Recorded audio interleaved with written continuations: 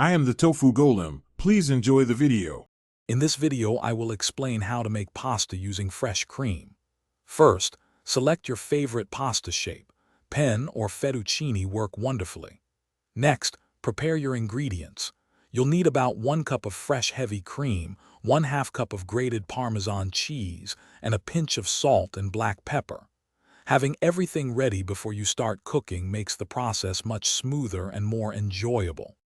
Now let's get everything prepped. Start by bringing a large pot of water to a rolling boil, adding a generous tablespoon of salt.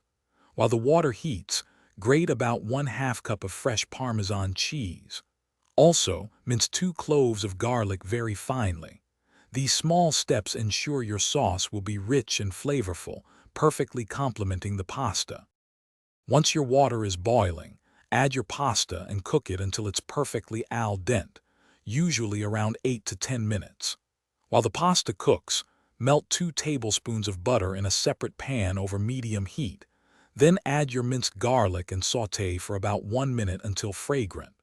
Slowly whisk in 1 cup of heavy cream and half of your grated Parmesan, letting it gently warm through.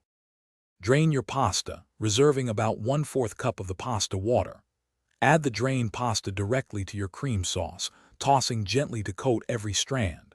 If the sauce seems too thick, add a splash of the reserved pasta water. Garnish with fresh parsley and the remaining Parmesan cheese.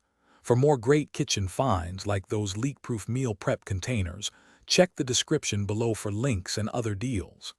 Enjoy your delicious, homemade creamy pasta. Thanks for watching.